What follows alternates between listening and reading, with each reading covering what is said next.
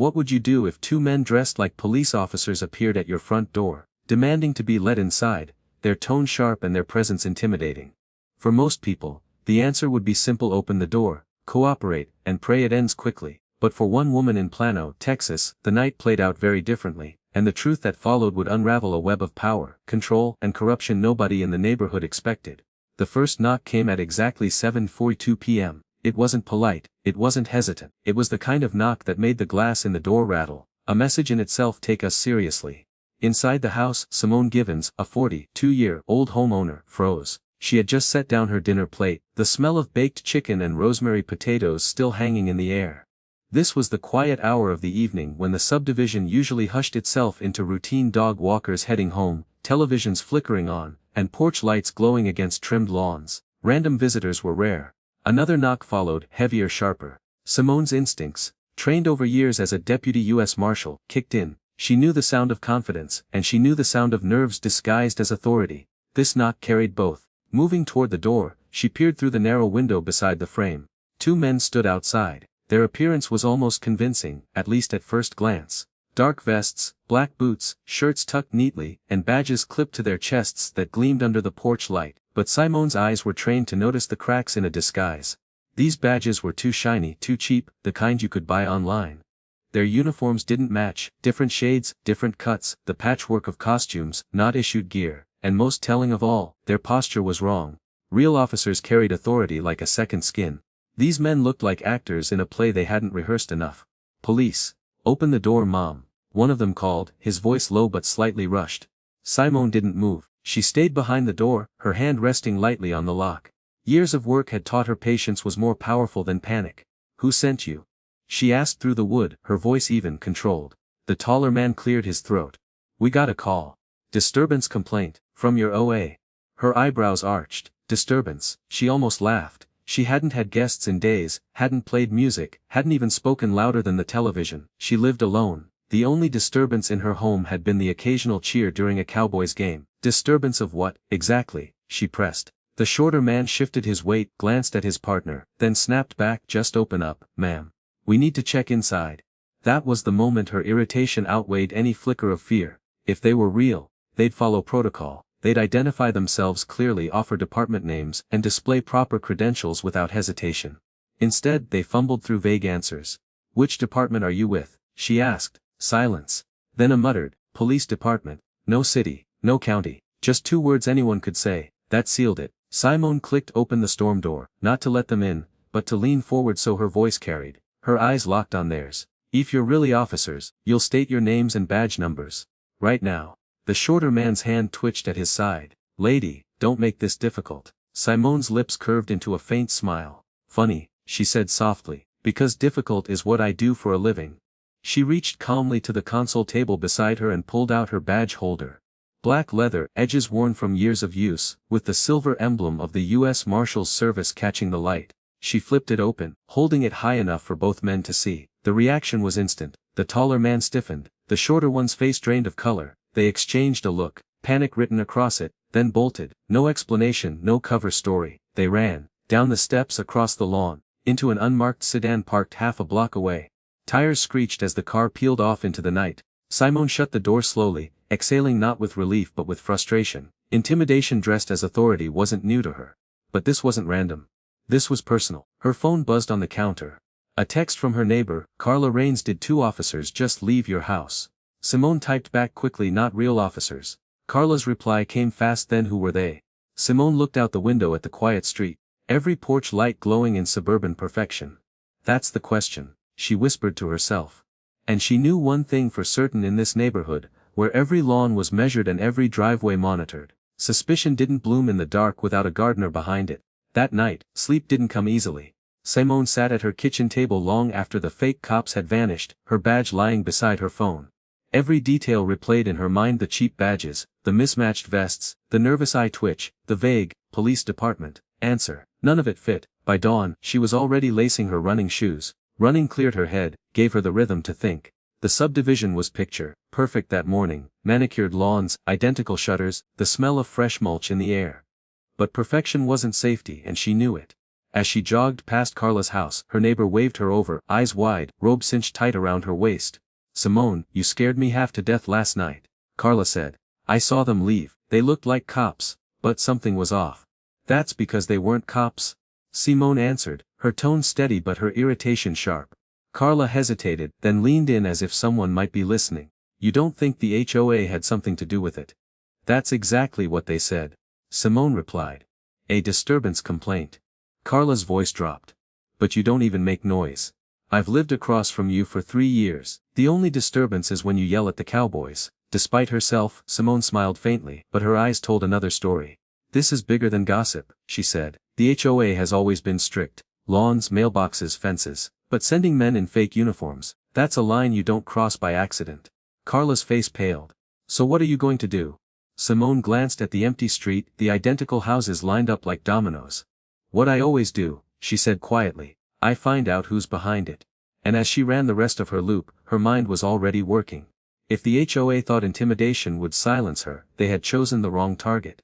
By late morning, Simone was back in her kitchen, a mug of coffee warming her hand when the phone rang. The caller ID flashed Detective Roland Pierce, Plano Police Department. She answered without hesitation. "Miss Givens. This is Detective Pierce. You filed a report last night." "Yes," Simone replied, her voice crisp. "2 men in fake uniforms tried to get into my house.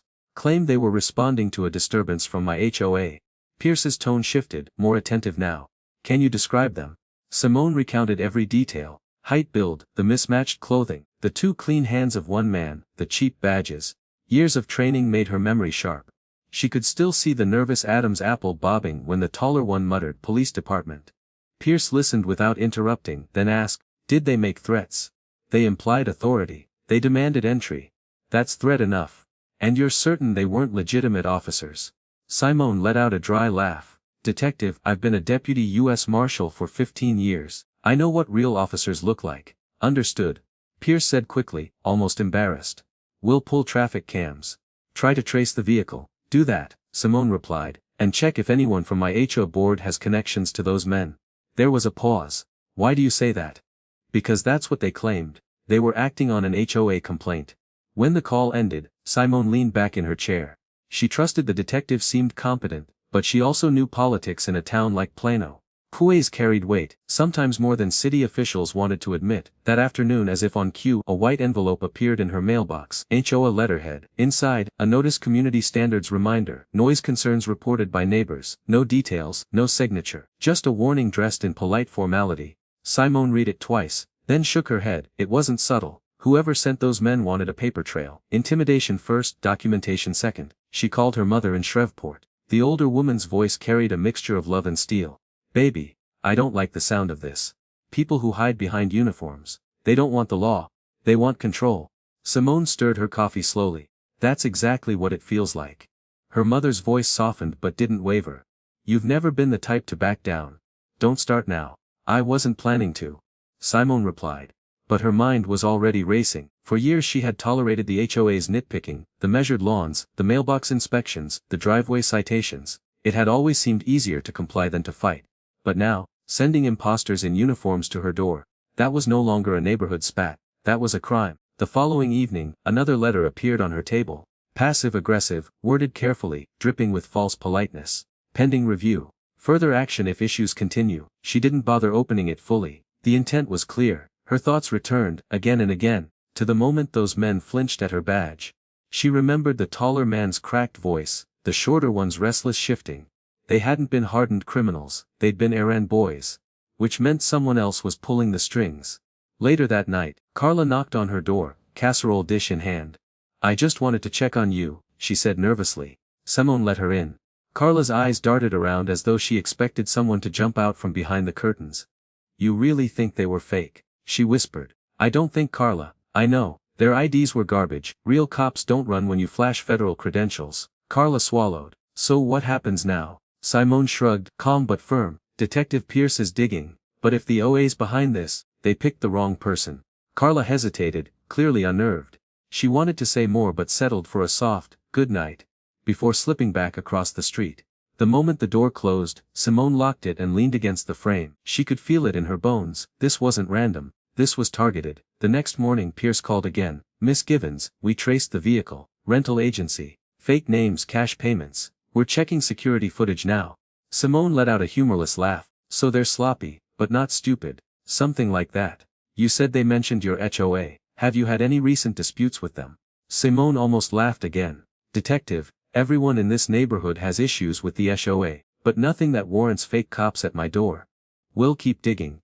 Pierce assured her. Call me immediately if anything unusual happens. After hanging up, Simone opened the notebook she'd carried for years during her work. She began writing everything down: times, dates, descriptions, license plate fragments, even the faint smell of cheap cologne one of the men carried, details most people overlooked. Her pen froze at one phrase: HOA complaint, noise disturbance, noise. Her house had been silent all week, the loudest sound had been her television during Sunday football. The excuse didn't hold water. That night her phone buzzed again. A message from an unknown number: stop making this harder than it has to be. Cooperate, and we won't have to come back. Simone stared at the screen, her jaw tightening. Fear wasn't her first reaction. Anger was. Whoever sent that text thought she'd fold like another powerless resident. They didn't know who they were dealing with. She lifted her badge from the table, its silver glinting under the lamplight. Every case, every night she'd survived in the field, every confrontation came back to her. This wasn't going to be any different. But in the pit of her stomach, she knew the fight was just beginning. At 10 o'clock, another knock rattled her door. Softer this time, tentative. Simone's hand hovered near her holstered firearm. She looked through the peephole. Carla again, this time clutching her phone. I just got something too. Carla whispered when Simone opened the door. She handed her phone over. A forwarded email from the HOA board glowed on the screen. We have received multiple complaints about Miss Givens' property being a disruption to the community. We are investigating further. Simone raised her eyebrows. Disruption. That's creative. Carla's hands shook. They've never sent emails like this about anyone else. It feels personal. That's because it is. Simone replied. And Carla, they're counting on everyone staying quiet while they target me. Carla's voice dropped. People are scared of them. They fine you for the smallest thing, and if you don't pay, they threaten liens. Most folks just give in. Scared of a few neighbors with clipboards. Simone said with a bitter laugh. That fear is exactly what keeps them in power. Carla didn't answer. Her silence spoke louder than words. When she left, Simone sat down at her laptop, pulling up the HOA bylaws. Line by line she read. Architectural approvals, maintenance standards, dues. But buried in the fine print were clauses giving the board sweeping authority. Hiring contractors, enforcing penalties, even legal action without resident approval. Power, hidden in plain sight. Her phone rang again. Pierce's voice was urgent. Miss Givens, have you had any further contact? Yes, Simone replied. A text message. An HOA email. Both intimidation. That escalates it, Pierce said. Forward them to me. We're already looking into the rental car, but whoever's backing this knows how to cover their tracks. Simone leaned back, her voice steady. Detective, they've probably been doing this to people for years. They just picked the wrong house this time. On the other end, Pierce hesitated. Then he said quietly, off the record, Miss Givens, be careful. Oz aren't supposed to work like this, but when you mix money, power, and people who hate being challenged, things get messy. Simone almost smiled. Detective, messy is my specialty. And with that, she closed her laptop. Her badge lay on the table, her mind already sharpening. The next move wouldn't be theirs, it would be hers. The following morning, Simone laced her running shoes again, but this time the air in the neighborhood felt different. Curtains shifted when she jogged past. A neighbor slowed at the end of his driveway, his eyes lingering on her longer than usual. Whispers traveled faster than footsteps in this subdivision, and it was clear that people were already talking. By the time she returned home, another envelope waited in her mailbox. The language was nearly identical to the first. Disturbance complaint, community standards pending review. Only this time, the fine print carried a threat: further action may be taken if issues continue. Simone snapped a picture of the letter and sent it to Detective Pierce with a short message. They're building a paper trail. Minutes later, her phone buzzed again. Carla's voice trembled on the line. Simone, the board's holding an emergency meeting tonight. Word is they're planning to bring you up in front of everyone. Simone let out a quiet laugh. Good, let them. That evening the subdivision's clubhouse filled faster than she'd ever seen. Rows of folding chairs stretched wall to wall. Neighbors fanned themselves with printed agendas, murmuring among each other, their voices carrying a mix of curiosity and unease. Simone sat near the back, calm but alert. At the front of the room sat HO President Martin Kellum, mid-50s, gray suit pressed to perfection, his smile rehearsed. He loved control, loved the weight of a title. Tonight, he had a microphone, and he planned to use it. Thank you all for coming on such short notice, Kellum began, his voice smooth. It's come to our attention that certain recent incidents have disrupted the harmony of our community. We take these matters very seriously. Murmurs rippled through the room. Simone crossed her arms. She didn't need to wait long before her name slipped into the speech. Miss Givens. Kellum said, looking directly at her. There have been repeated complaints regarding your property and conduct. The board is reviewing appropriate measures. Simone rose slowly, the scrape of her chair against the tile loud enough to draw every eye. What kind of complaints? Kellum's smile thinned. Noise disturbances, disrespect toward neighbors, non-compliance with community standards. Funny, Simone said, her voice carrying. I haven't had a single guest, my lawn is trimmed better than most, and the only noise louder than my TV is your gardener at 6 in the morning. A chuckle broke from a few neighbors in the back. Color flushed Kellum's cheeks. And while we're at it, Simone continued, her eyes locking on him, maybe you'd like to explain why 2 men dressed in fake uniforms showed up at my door claiming to act on an HOA complaint. Was that your idea of enforcement? The room fell silent, heads turned, whispers rose. Kellum shifted in his chair. I have no knowledge of that. If you encountered impersonators, that's a matter for the police. I've already spoken to the police. Simone shot back. And if you think intimidation tactics are going to silence me, you don't know me very well. Carla glanced around nervously, but Simone held firm. Her eyes swept the room, the joggers, the dog walkers, the parents waving at her in grocery store aisles. For the first time, the story wasn't one-sided. Kellum tried to reclaim control. This meeting is not the place for accusations. Then maybe it's the place for truth, Simone replied. Because truth has a way of coming out, whether you like it or not. The tension thickened, pressing down on every seat in the room. Even Geraldine McCoy, who clutched her poodle like a shield, shifted uncomfortably. Meetings end, but conversations never do. That night, as neighbors left in clusters, their voices carried louder than whispers. For the first time, Kellum's polished authority had cracked. When Simone reached her car, the night air hummed with crickets. She replayed the meeting in her mind, each word, each glance, each nervous whisper. That's when a voice came from behind. You like putting on a show, don't you? She turned. Kellum stood near the clubhouse door, jacket slung over his shoulder, jaw clenched. He stepped closer. That wasn't a show, Simone replied calmly. That was truth. You embarrassed me in front of everyone. He snapped. You think that makes you strong? It makes you reckless. People here depend on me to keep order. Order. Simone's voice sharpened. Order isn't sending hired actors to my door. Order isn't fabricating violations to bleed people dry. That's abuse. Kellum's laugh was bitter. Rules only matter if people believe in them.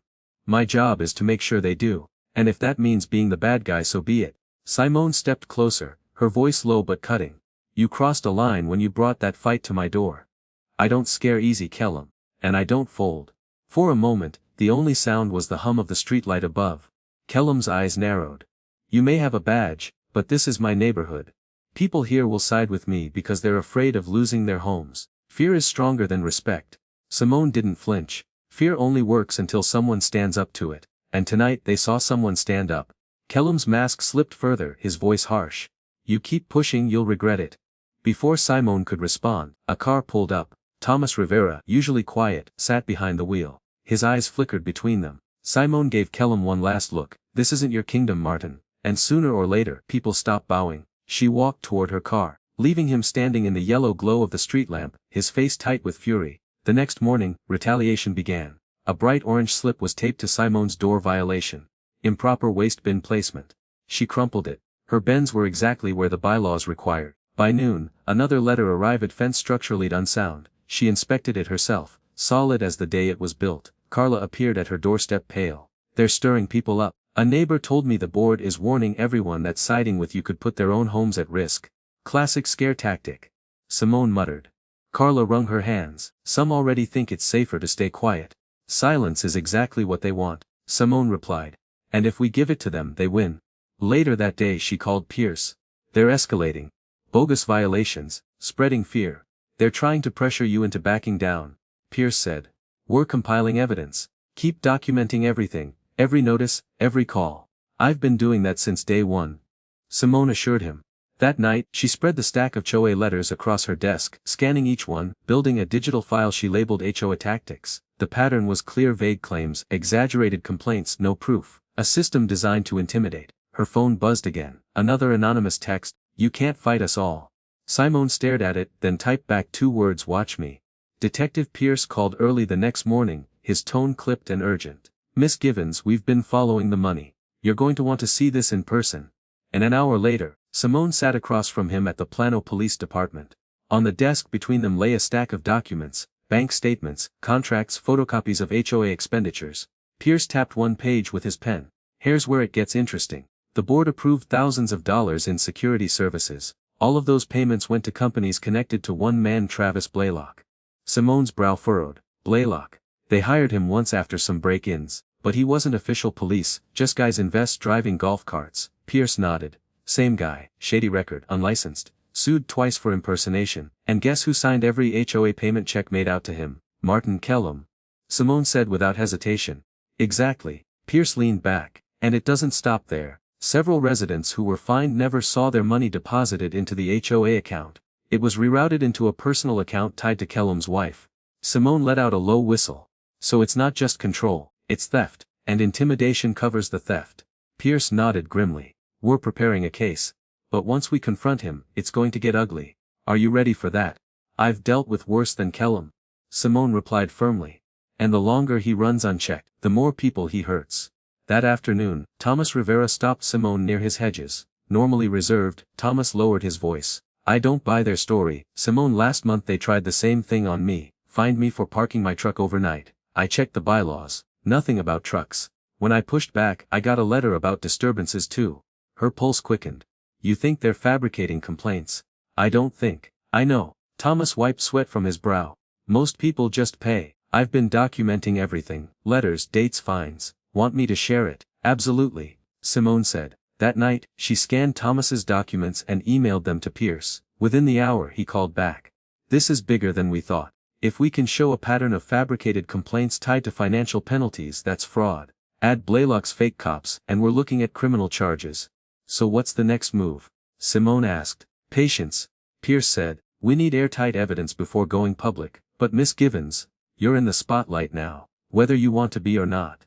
Simone ended the call, the weight of his words sinking in. Spotlight. She'd handled fugitives, high-risk arrests, life or death standoffs. But this was different. These weren't strangers running from justice. These were neighbors hiding behind bylaws and board titles. That, in some ways, was harder to face. Her phone buzzed again. Another anonymous message. You should have stayed quiet. Last warning. Simone's jaw tightened. She typed back 2 words, try me.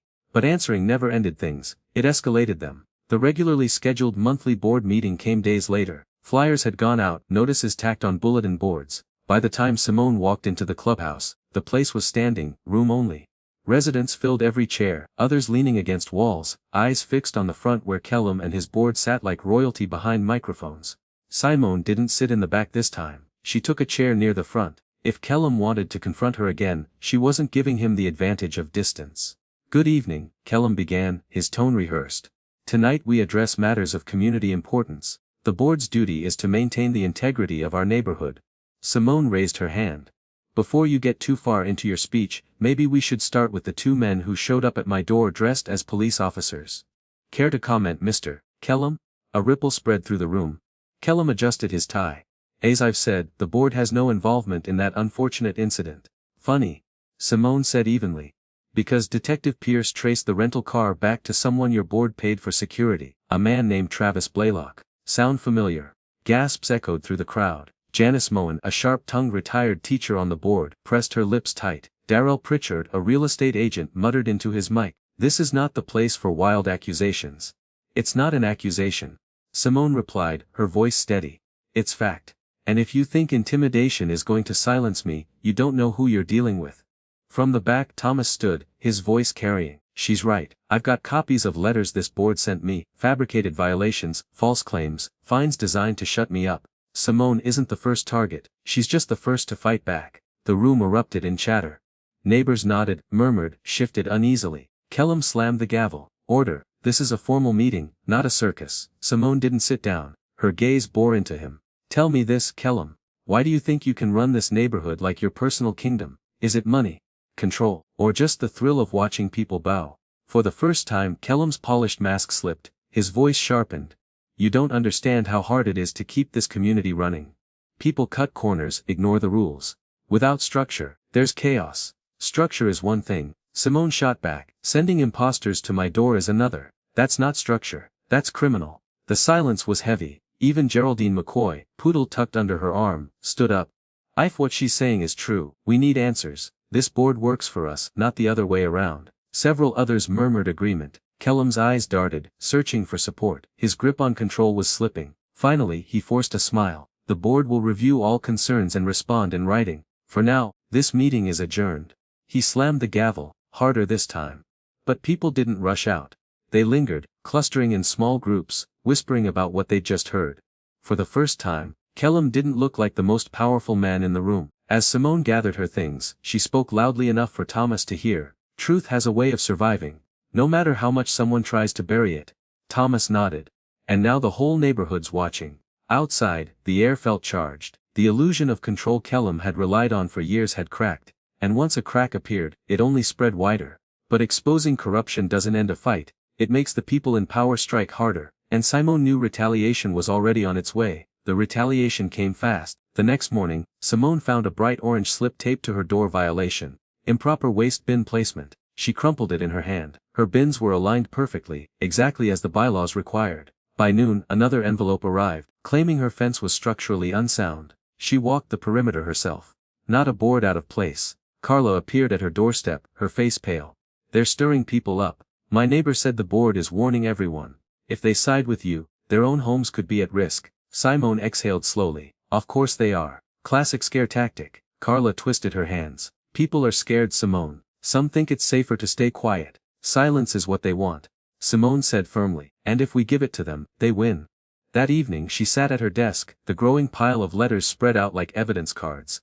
Each one exaggerated, vague, dripping with intimidation. She scanned them all, adding to her digital file labeled HOA tactics. Her phone buzzed again. Another anonymous text: you can't fight us all. She stared at it, then typed back: watch me. The very next morning, police moved in quietly. Under a warrant, Pierce's team collected files from the HOA office, seizing records Kellum had hidden for years. News vans arrived at the subdivision entrance, cameras rolling, neighbors watching from porches as whispers turned into headlines. Fraud, embezzlement, misuse of HOA funds. When officers finally walked Kellum out of his home in handcuffs, silence fell over the street. Some neighbors whispered, others pointed, but many simply stood in stunned quiet as the man who had lorded over them for years was loaded into a squad car. Carla stood beside Simone, her voice low. I never thought I'd see this day. Simone nodded. People like him count on silence. But silence doesn't last forever. The board scrambled to distance themselves. Resignations followed. Neighbors demanded transparency, demanded votes, demanded change. For the first time, meetings were open, fines required real evidence, and power slipped back into the hands of the residents. But for Simone, the real shift wasn't in bylaws or leadership. It was in her neighbor's eyes. Thomas waving openly across the street. Geraldine, the poodle clutched in her arms, offering a quiet apology. People who once whispered now spoke out loud. Over coffee one morning, Carla said, you gave people courage, Simone. If you hadn't stood your ground. Simone cut her off gently. If I hadn't, someone else would have been crushed next. That's the problem with unchecked power. It doesn't stop with one person. That evening, Simone sat on her porch, cicadas buzzing in the warm Texas air. The street felt different now, not silent, but calm. Her mother's words echoed. People who hide behind uniforms don't want law, they want control. Simone smiled faintly. Control had slipped through Kellum's fingers. And it wasn't coming back. When people tell you to stay quiet, that's when you speak the loudest. Standing up doesn't just protect you. It protects everyone who's been told to stay small, to stay silent, to stay afraid. And if this story proves anything, it's this: fear never gets the final word.